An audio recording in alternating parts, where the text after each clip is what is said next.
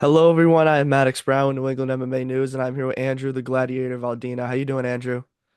Doing good, brother. How you doing? I'm doing great. Thank you for coming on the show again. So, first off, we're going to start with how you got into the sport of MMA. So, how did you get into the sport?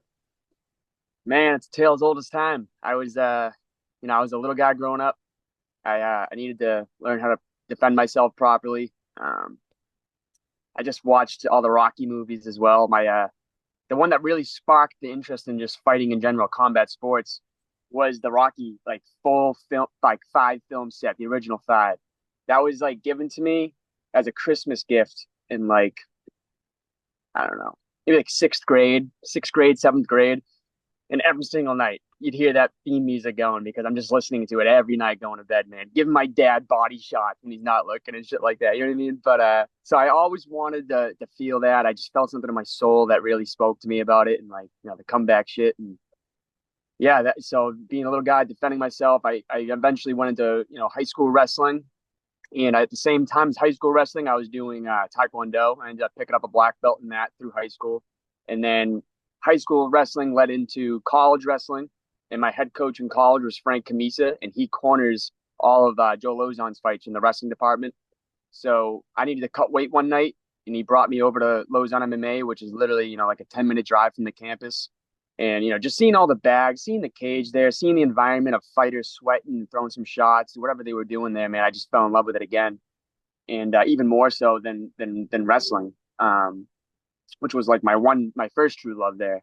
And man, I just knew as soon as college wrestling was over, I needed to take a crack at it. And I think my last collegiate season ended in like February, maybe like early March, late February. And I took my first fight in June, so like 3 months after my season was over. And yeah, the rest is history. So, now we're going to get into your upcoming fight. You're fighting Joe Penafiel at Cage Titans 69 for the Cage Titans Bantamweight title. Can you give us your thoughts on this fight and how you see it playing out for you? Yes, sir. Fighting the party, Joe Pennefio, and January 25th, Cage Titan 69 co-main event for the 35 strap, baby. It's been a long road, 100%. I'm very confident about it as always. With every fight that comes, I get more and more confident. I think it's a little superpower I get because the consistency I have, man, it just shows. And when it comes to Joe, though, I got nothing but respect for the guy. I really do. I think he's a tough competitor. You see it in all his fights.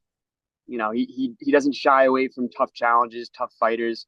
He actually embraces it. You can tell he wants to be in that cage, and that's exactly what I've been looking for. I've let it be known, like after my fight with Will Smith, which was like I forget when that was, May 27th of 2023.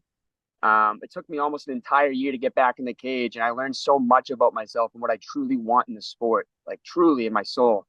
And it spoke to me in different ways and in different occasions. And I know that I just want the toughest battles. I know what I can do. I know the work I've put in, and I just know how my career can go if I keep this up. And Joe's just another guy on the path, man. I got no bad blood for the guy. We've actually spoke pretty well to each other in the past in DMs. You know what I mean? It's crazy how time works and how fast time flies. Because just like a couple of years ago, we were talking here and there, saying, "Hey, come on up whenever you want, brother." I did some training with him in the past, down in Florida when I was on a vacation, my amateur days.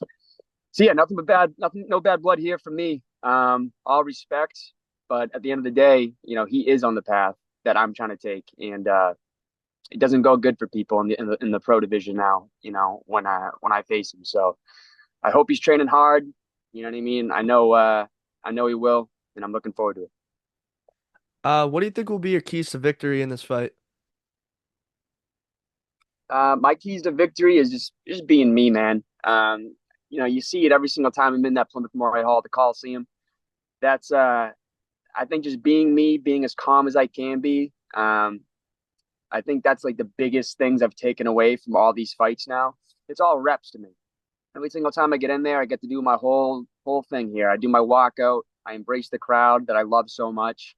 I get in there and I just dial in and I focus up. And when I'm focused and I'm calm and I'm determined, it's an animal you do not want to face.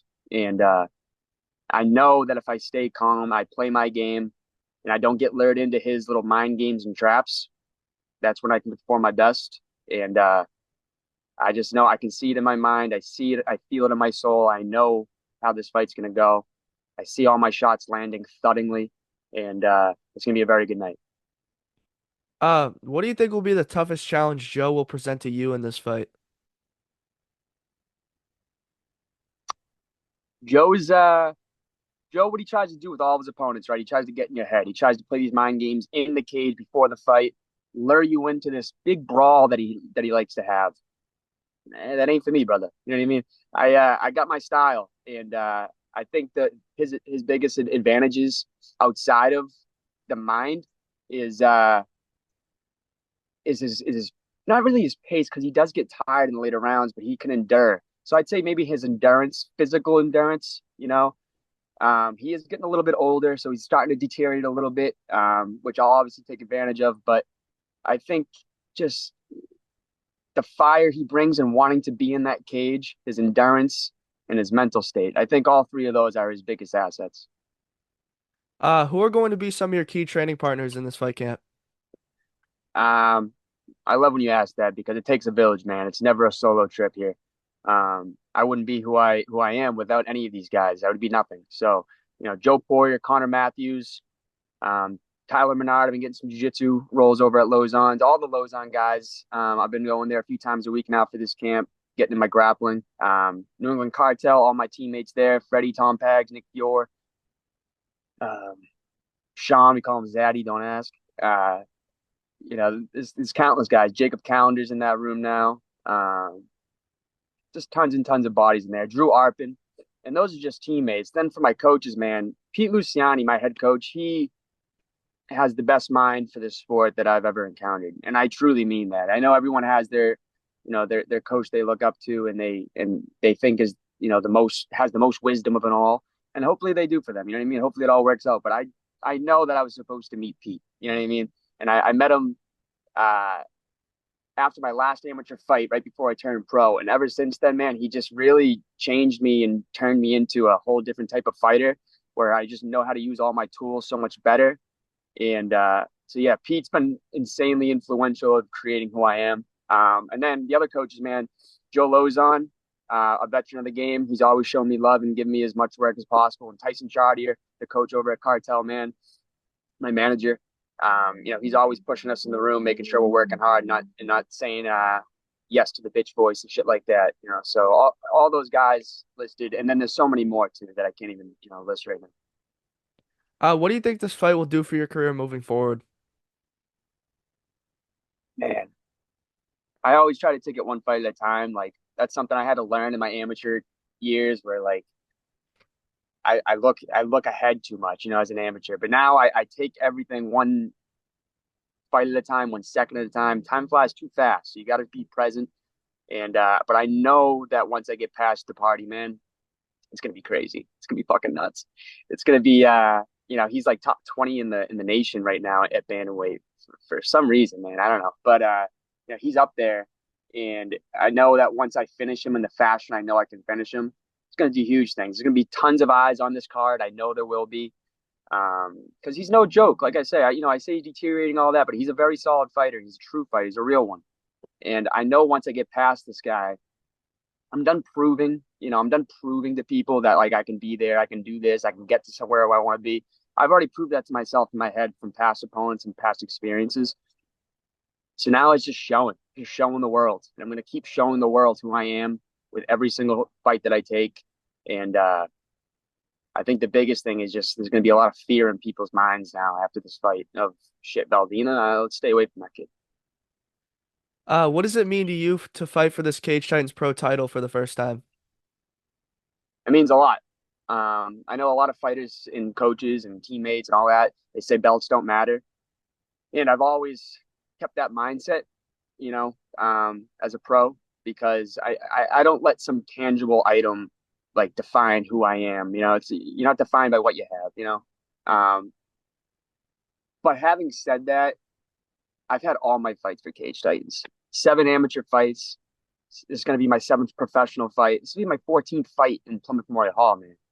And it's not even really for me, that belt. It's not really for me. I want the belt to just show people how much I really care about the sport, how much I care about everyone in Plymouth. As corny as that sounds, man, like they've all given me the best nights of my life every single time. And I'm going to use that belt as just a token of appreciation at the very least of everything they've given me. And outside of that, it's also, as one of the greats have said, man, all I have are redemption songs. I lost that amateur title against Arthur Mapofu, and that was the last time I got to even challenge for a belt. And that always ate at me. It always drove me to greater things and wanting to pursue greater things. So personally, outside of all the things I just said, it's redemption. I want to redeem myself and get that gold and show people who I am. So, speaking of the Plymouth Memorial Hall, what should they expect from Andrew Valdina on January 25th? Oh, you know what to expect, baby. The Gladiator's coming back better than ever. He always does. I don't take this as a game. I show people every single time that I'm getting better with every single fight. It's getting to be so visual too. You look at all my fights, every single fight in a row. It's like, holy shit, this kid is a different fighter every single time he gets in there. I'm more calculated. I follow a game plan to a T now. I can dictate where the fight goes. And that's what you're going to see. You're going to see a calm demeanor. You're going to see the best gladiator you've ever seen. Electricity is going to be flowing through everyone's veins that are sitting in their seats if they still are. And swords will be slashed when the finish comes. Do you have one final message to Joe Penafiel before you guys get locked into the cage together?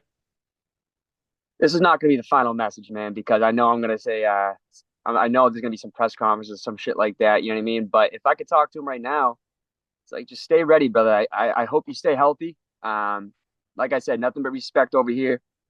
I think you're a tough guy. You're a class act sometimes, post fight. And, you know, when it comes to respect, like I said, I have so much respect for him in the way that, like, you're a family man, Joe. You know what I mean? You provide for your family, you do your best, you work other jobs and shit like that. And I think that's all great and dandy. I want you to keep doing that. You know what I mean? And I know you've taken some tough fights in the past, Joe. And then if they finally gave you a crazy horse, in game bred bare knuckle, and you got that W finally, and then you took a bad L last time. I know you're gonna come back stronger after January 25th. You know what I mean? After we're done fighting, I know you're gonna look for another like fight where you think it's more attainable, someone that's complete opposite of me, and I can't wait to see you come back after January 25th. You're gonna be a tough guy, man, and I wish you all the best. Just stay healthy and get out of the way for the kids that are truly, truly dedicating their lives to this and do nothing else. So, now we're gonna get into my last couple questions. Who is your biggest role model in the sport of MMA? Who is my biggest role model in the sport of MMA like right now? Yeah. Hmm. In the sport of MMA. I know he just retired. I always looked up to Mighty Mouse. I really appreciated outside of the skill, just like how he uh how he went about the stuff outside of like true fighting. You know what I mean? He really had a good mind for it and knew what really truly mattered. I think that was really cool. I look up to Max Holloway. I know he also, he just got finished by Ilya, but man, he's the people's champ. He's the man. So I guess those two, and I look up to my coaches and Joe Lozon. He's done a lot in the sport too. I think Joe Lozon's up there. He took me under his wing early on and everything. So I'd say those three. Can you share the most memorable moment of your career so far? Most memorable moment. Um, I think for me personally, I think my fight after I had like a year-long layoff. Like I said, I learned so much about myself through all of that, and that whole year before I came back, like I just remember the feeling I had of not being able to get in there and seeing all my boys compete and win and get their dubs and train hard, being able to train in general. So after a whole year, finally getting to get back in there and face a tough Hawaiian and finish him in the first round and just truly embrace the crowd that's given me all these great nights, man. That was it. I think that May 25th fight against Noah Abdil, that one meant the most for me. If you could compare yourself to any animal, what animal would it be and why? What animal would it be? Shit. Let's go with right now I'm going with the man. What attacks like a lion? What's like a predator of a lion? I don't know, dude. I don't know. What is that? It's got to be something big. Something Something big. big, yeah. Yeah. I'm gonna go with something like that. Someone that takes out the old grizzled veteran lion. That's what I am. Whatever that needs to be in your head and whatever comes out on top and is vicious and mauling, that's what I am. If you could fight anyone in the world, past or present, who would it be and why? I would fight at my skill level right now. I would try my hand. I don't know, man. This is a very hot take, but I just want to dabble with Ilya, brother. I just need to see it. I need to see it. I need to see how good he really is because I feel like I got good lines in my head of where I need to be. And yeah, I'd love to just challenge myself with that fight. Who is one person from your gym that you would go into a zombie apocalypse with? Um, could be Tyler Menard. Tyler Menard, he's not really an MMA fighter anymore. He had one fight, but he's a jiu-jitsu phenom. But it's outside of the skills in general, dude. He's big size kid, right? But he's got like an autistic mind going on where like I really think that he analyzes uh everything you're supposed to be doing in the moment. So I think Tyler would be a very good person to have as an ally in a zombie apocalypse. Who is your favorite fighter currently? Current favorite fighter, let's go with in the UFC. Anything.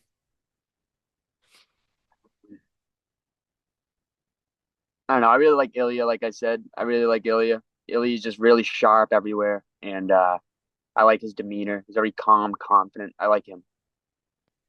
So, do you have any special shout outs to sponsors, supporters, and teammates before I let you go? Yes, sir. I appreciate you give me the time for that. First off, shout out to all my team and teammates. You guys, sorry, I dropped my pen. You guys can. I have a whole fucking paper for it. You guys continue to give me all the work I need and keep me sharp on every single occasion, man. I truly appreciate everything you guys have done for me, and I will always reciprocate it back to you guys. Now, as far as sponsors go for this fight, all these sponsors, man, you can find them in the link in my bio, where you click the link. Every single sponsor will be listed, going right to their website or their social media or whatever they wanted tagged for that link. And they're all super generous. A lot of these guys have been with me for so many fights, and I can't say enough good things about them. All hardworking individuals, all grinders, entrepreneurs, man, and nothing but respect for these guys. Definitely go check them out for any occasion you guys need. If you guys need help with any of these things, click them; they'll help you out. Invisaware, they've been with me since like the amateur days. Huge help. They're like basically like they have like a little piece of jewelry on you or something like that. And they have like men's stuff now too, where like they have a hidden compartment on it where you click it and emergency services will come if you're in need. So that's a really good gift, especially with the holidays coming up. Gifted Peace, those are my former wrestling teammates that they created a candle company and they're actually going around sponsoring a lot of local fighters in the region, which is really cool. Especially in like it's so crazy the candle company in like a combat sports world. Like you need a little piece, I guess. I don't know. Great smelling candles though. Smart installs. My man Gleb decided to sponsor me. He's a jiu-jitsu phenom as well, and he has a really good New Hampshire installation company. CG Electric, Face Off Fight Co. Patty's Ale House, that's the go-to spot right after I get the dub, man. We're going back to Patty's Ale House and Drake it, have some beers with the boys. Drake it Exhaust and Break, a hometown Drake it as well. Pete the Job Guy, he's down in Florida. He does a lot of networking opportunities for other entrepreneurs as well. Really, really generous, good guy, people person. Classic Cars of Palm Beach, staying in Florida. It's down there as well. They're good friends with my father as well. That's kind of how I got hooked up with them. And they have just like crazy cars, dude. They got like I'm sure they have like the average car you see on a day-to-day basis and all, but they also have like some crazy, like I said, classic cars. They're really cool looking. Blue Horizon Benefits and US Golden Pond. That's owned by my sister and her fiance Jamie, where they give you the best deals in the world, man. It's in Manchester, New Hampshire. All right, thank you for coming on. It's a pleasure to have you on. Yes, sir. Always. I appreciate it, brother. Thank you.